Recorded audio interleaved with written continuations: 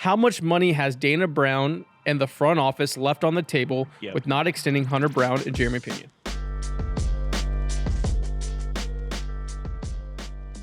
Welcome back to Beyond the Diamond, Studio Edition.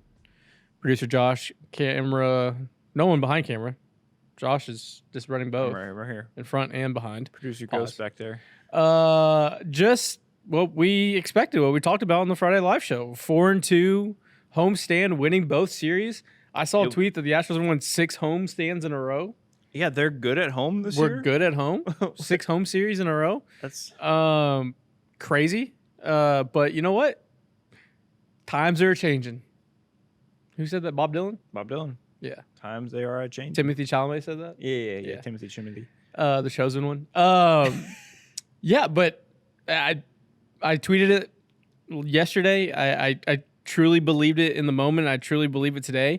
Had no thought, no conscious belief that the Astros were going to win that series against the Royals, and they did, especially the last game, game 3, charting out a rookie, charting out an offense that just keeps answering the bell and answering the call. It seems like, and we talked about some of the weird losses they've had, or the 2 big losses in this homestand when they got down early and the starter couldn't get out of the first few innings. Yeah, those games they battled back. The offense battled back very easily. They could have folded, and they didn't. They got into those opposing teams' bullpens where they had to throw their closers that paid dividends throughout the series.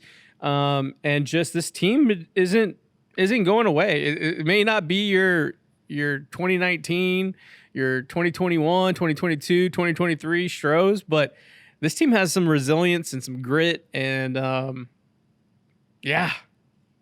was truly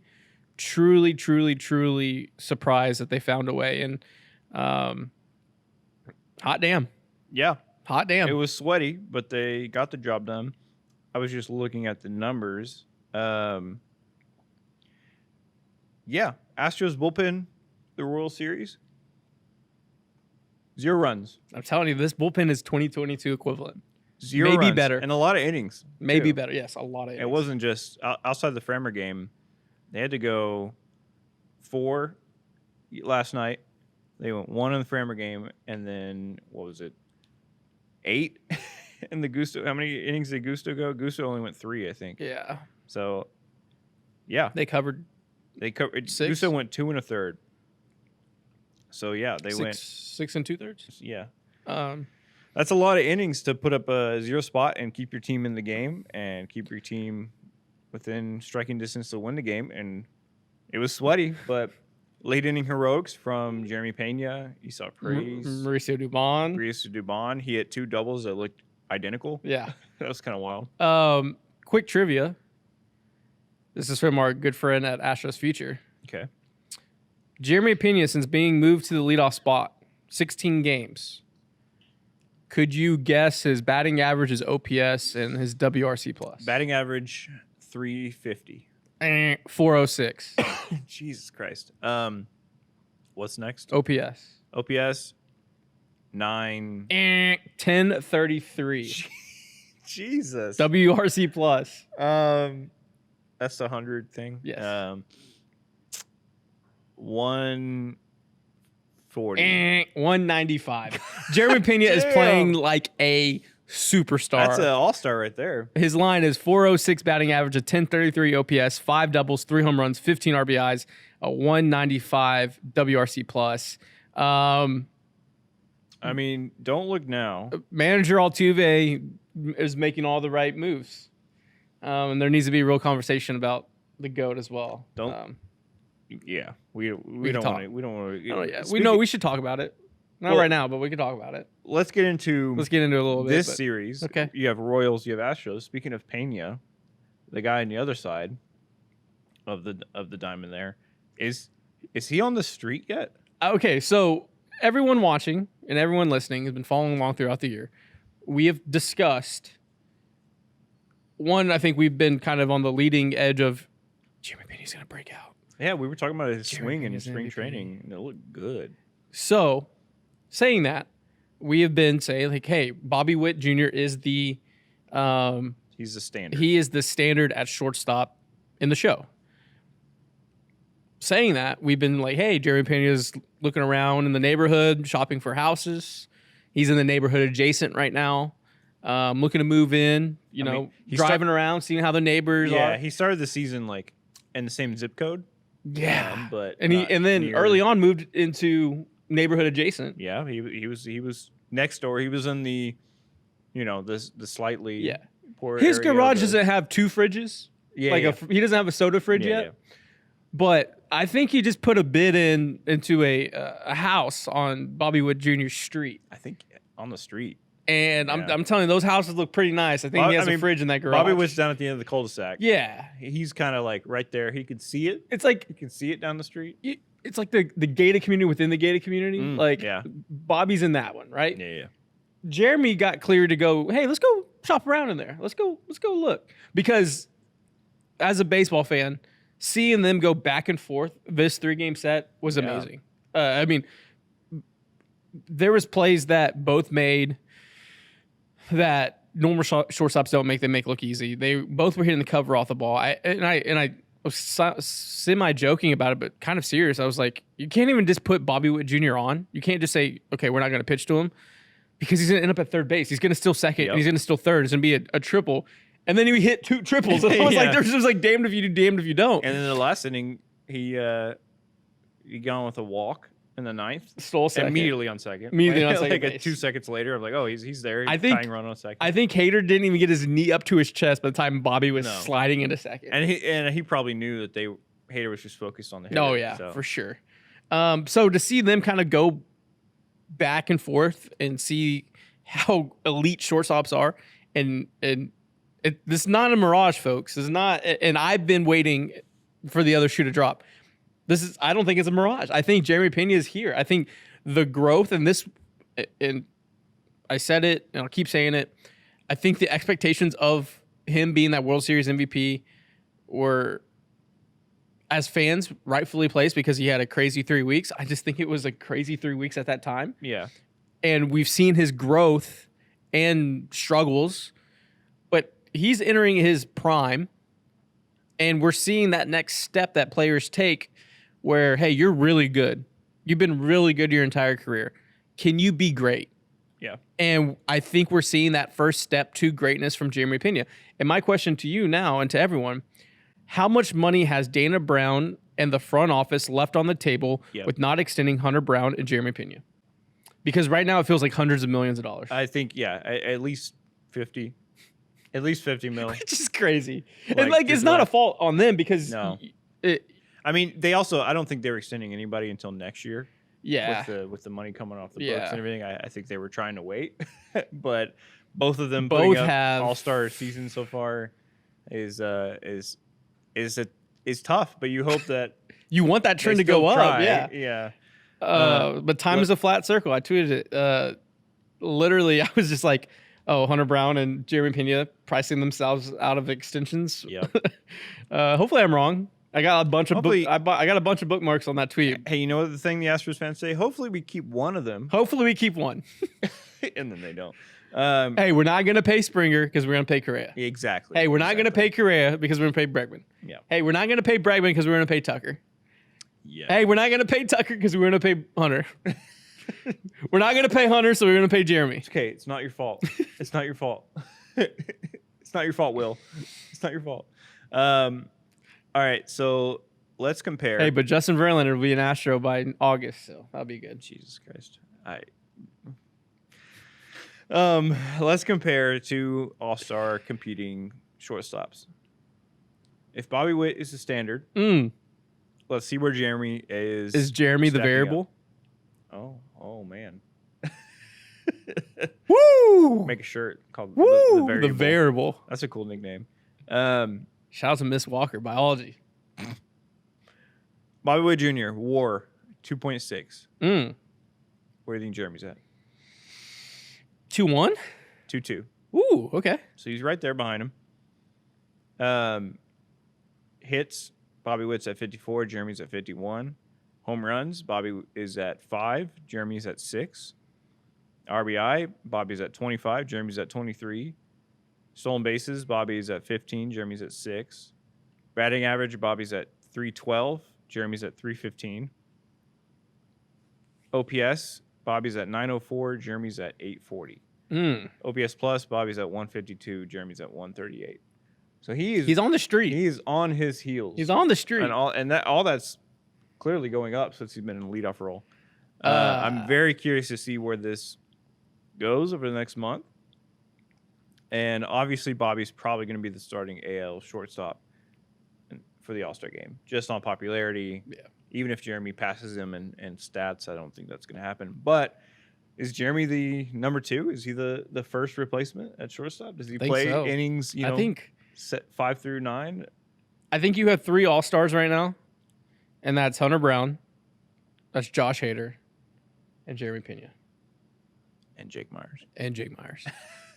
Speaking of Jay Myers, we have 1 day left as you're watching this. Tomorrow, we officially, at the live show tomorrow, Friday, we will be talking all about Mr. Rake Myers and all about no free ads, parodies, Pork Chop Fridays. And I'm telling you right now, Brian's not even going to watch this. He's already tuned out. So I'm going to tell everyone that's watching now. I'm going to reach out. I'm going to have Yake try to make a video for Brian. I'm going to decorate the room full of Jake Myers stuff. It's going to be a show. You guys know me. It's going to be Brian's going to hate every second of that meal. That's really fun. But keep it on the down low. I'll make a video with Jake Myers highlights just playing. Oh yeah, on loop. What's the movie with Blade Runner with Ryan Gosling when he's just looking at Anna? It's just like it's gonna be the opposite. It's gonna be Jake Myers and Brian. So keep that on the down low. We know Brian's not watching this part of the show. So to recap, I love series wins where you drop the first one. Like game 1, you lose 7-5. Then you win 2-1, you come back and win that game. And win 4-3. And you faced some pretty damn good pitching. Lorenzen went 8 and got the loss on this past Wednesday. It is a little frustrating at starting.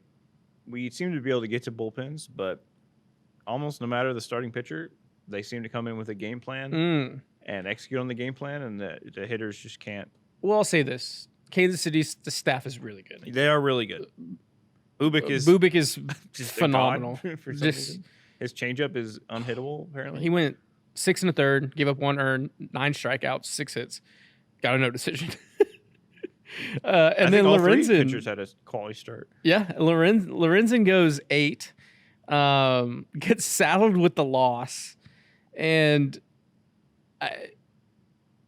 you just gotta keep tipping your hat at this team that they don't go away. They're just this little annoying gnat, and it's fun to be on this side of it because a lot of times you've been on the other side. And Colton Gordon gets his debut, goes 4 1/3, 7 hits, 3 earned, 2 walks, 3 punchies. Very similar to who else got a start? Blue Ball. Very similar to Blue Ball, where you can tell the stuff is there. Had to battle through a lot of at-bats. Not a whole lot of swing and miss. Blue Ball had more swing and miss. I saw Colton Gordon had like 1 whiff about halfway through the game. I think we ended with 2 whiffs. But he was getting a lot of Ks looking. I think that slider plays, the sinker, like all of it kind of plays. He just got to locate, and obviously it's his first big league start. All the emotions. But he didn't look like the moment was too big. No. And that's all you could ask. No. Him and Blue Ball both grinded like pros. Oh, yeah. Bullpen on the closeout series game pitched 4 2/3. How many hits did the bullpen give up last night? 4. 1. Really? Sean Dubin went 1 2/3, gave up 1 hit. Or went 1 inning, no hits, 2 punchies. Brian King, 1 inning, 1 punchy. Hader, 1 inning, 1 punchy, no hits. Damn. That plays. That bullpen is nice. Apparently, they felt good enough about that bullpen, unfortunately, to our guy, Taylor Scott. They felt good Rest enough in peace, about the bullpen to DFA him, which is kind of wild, especially with how he was still being used before he got DFA'd. Okay, so I'm on. Was this a Dana Joe? Moneyball. Hey, You can't start Pena at first. Yeah. Situation. Because we traded him. Yeah. It feels like it might have been because Joe is still using him, and I mean, even just last week, I feel like he put him in like a tied game in the 7th or something like that, which is very weird. I wish all the best to him. I think he still has good enough stuff to play in the big leagues. I don't know what really changed between last year and this year mechanically, or if there's anything. I think he'll find. I think some bullpen definitely will use him. But yeah, it was very weird and sudden. I wasn't expecting that at all, especially that soon. You think they'd give him a little more runway compared to how he was last year? You think they'd give him more leeway to try and find it again? Yeah. But yeah, Taylor Scott DFA'd. It always sucks. It always sucks when someone loses their job. But was a consummate pro and had a hell of a run. I just did the math real quick. It's probably a little off, but the bullpen did 12 1/3 on these 3 games. No runs. And only scattered 1, 2, 3, 4, 5 hits in those. That's pretty good. That works. I think I saw they're the best in the league. When leading after the 7th or something like that. Yeah. That's what they were the supposed formula, to do. baby. That's what it was supposed to be last year with Abreu, Presley, Hader. And I said this offseason, I felt like it was better. Unfortunately, as it was, to trade Presley, it felt like more of a streamline. And no matter what anybody says emotionally with Presley, and he was a professional, I don't think he was vocally upset about losing his closing role. But I think there was some sort of dynamic that was affected by him in the 8th. Yeah. And right now you have a strong 1-2 punch with Abreu, Hader. Your 7th inning's been Brian King, or if the matchup calls for it. Oker. Yeah. They've been studs. I love it. It's been great. I love this bullpen. It's up there. I'm telling you, I'm going to say it all year. I'll go down with the ship. It feels like 22. Feels like a 22 bullpen. Honestly, Dana, go give me 2 bats. This team can do it.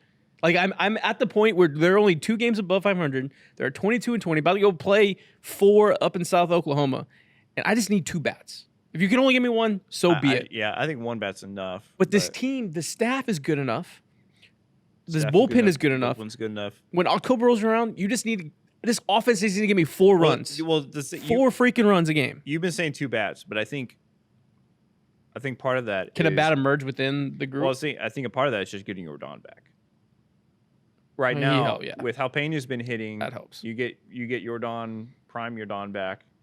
Altuve hits normal, and then you have Walker, Paredes. I mean, that's you start Peña, Altuve, Paredes, Jordan, Walker, Diaz.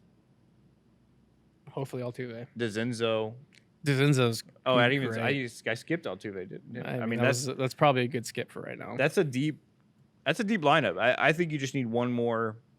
You need 1 lefty second baseman. That's all I've been calling for. DeZenzo hasn't qualified yet for his percentile rankings in Baseball Savant. He barrels percentage is at 15.6. That's probably in the great range. The launch angle sweet spot percentage 44.4%. That is in the great range. His bat speed's at 73.5. That is good to great range. His chase percentage is only at 21.2. That is in the great range. He hasn't qualified for anything yet. So once he does, that Savant page is going to look really, really good. I think he should be getting the starts over Cam. I also believe that there needs to be a conversation about the GOAT and where he's hitting in the 2-hole. He may, once Jordan comes back, slide down. I kind of think I like Jeremy Isak Jordan. Really? Walker needs a 5th or what? Maybe put Altuve 4. I mean, that's a demotion. I think I think Altuve's Or even Diaz when 4 if he's even rolling. when Altuve's not hitting well, he usually has his bat to ball skills is valuable when you have like a runner on third, one out. Like you can trust his bat to ball skills to try and put a ball in play and not strike out. That's not to say that he'll bunt it straight to the pitcher or something, but like I would trust his bat to ball skills in runners in scoring position opportunities over Walker right now. I think he's pressing a little bit. I think he realizes the one, originally just father time. He's 35 years old. 2, we all know he's a baseball anomaly. Like his savant page is disgusting. Like Martin Maldonado, disgusting level. Yeah. You just always got to give him the benefit of the doubt. I understand that. But it very much feels like he feels all the outside pressure for the first time of Bregman not in the lineup, Tucker not in the lineup, Jordan not doing anything. Paredes has actually been very, very good. Walker not doing anything. Jordan now gone. That he's shouldering a lot. And maybe it's a get-right series, and he hits amazing in Texas. I was about to say, yeah, it's amazing. We're about to finish this recap up, and we're gonna do a separate episode for the preview of the Rangers series. We'll get into that there because I'll pull up his stats in that stadium. I think this is a get-right series. I think it's a get-right. And we potentially Jordan coming back later this weekend. We'll see. They keep saying soon. But yeah, that's our recap of the Royals series. We're about to do another episode previewing the Rangers series. That'll come out probably a couple hour or two after this one. So stay peeled for that. Tonight we are also live streaming straight from the studio, watching the Rangers game. Watching the Astros game. Yeah, watching the versus the Rangers game. We're gonna probably do a giveaway or two. We got a fancy new wheel. This is gonna be usually our every Friday giveaway, but we're gonna also do something for this live stream. So tune in. Last housekeeping notes before we jump into the Rangers series preview episode. Beep, boop, boop, boop, boop. Tony Kemp announces his retirement. Wow. So Tony Kemp, hell of a career. Great guy. Great human being. He's for sure going to get a job in a front office or on it as a coach. Space City Home Network should offer him tomorrow. He's going to work. He'll be in baseball the rest of his life. Yeah. He's such a good guy. He knows the game.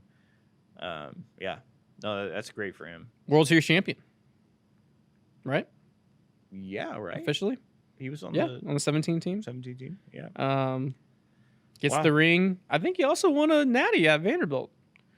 That's a good life. That's a good baseball life. That's a good life. It's also a good life is when you Zang, Michelada mix, does it again. Johnny on the spot. Margarita mix for myself. The Blazing for the boys. Using we Zang, head over to Specs, head over to HEB, Total Wine, and get you some Zing Zang. And when you're making yourself a nice little cocktail, head over to Big City Wings when you're done. You're a little hungry, get an Uber, head over, get you some wings, get your burger. Today's Wednesday. Today's Thursday. Today is Thursday. Two for Thursdays. Get the 2-for-1 deal. 13 locations. The Cypress one. If you haven't been following Sam or Big City Wings on their socials, please do. They've been teasing the Cypress location. Looks very, very, very beautiful. So pumped to see that. We'll be doing content out there when that comes live. And then whenever you're at the golf course, I'm headed to the golf course this weekend. I'll be rocking my Kobe Stevens. Look, guys and girls, there's not a lot of birdies out there. But I'm rocking my Kobe Stevens. I get a few birdies, even though my shirt has more birdies on it than my actual card. So head over to Kobe Stevens, follow their socials, and grab you some gear, outdoor apparel, indoor apparel, golf apparel, etc., etc. So that's the episode. 4-2 homestand. Take 2 series against the Reds and the Royals. And just like that, you're 2 games above 500. And hey, stay tuned, Astro fans. Stay tuned, Astro. We're going to get hot, Astro fans. Stick with us. A couple in a row. Stick with us. Hey, if you win 4 in a row, then you're 6 games above 500. Stick with us, Astros fans. Great math. Thank you for watching and listening to Beyond the Diamond podcast. We'll be back again in a couple And then- hours, and then yeah. tomorrow with the live show at noon. So a lot of content coming your way. Big series against the Rangers. Go Stros. Peace. Love you guys.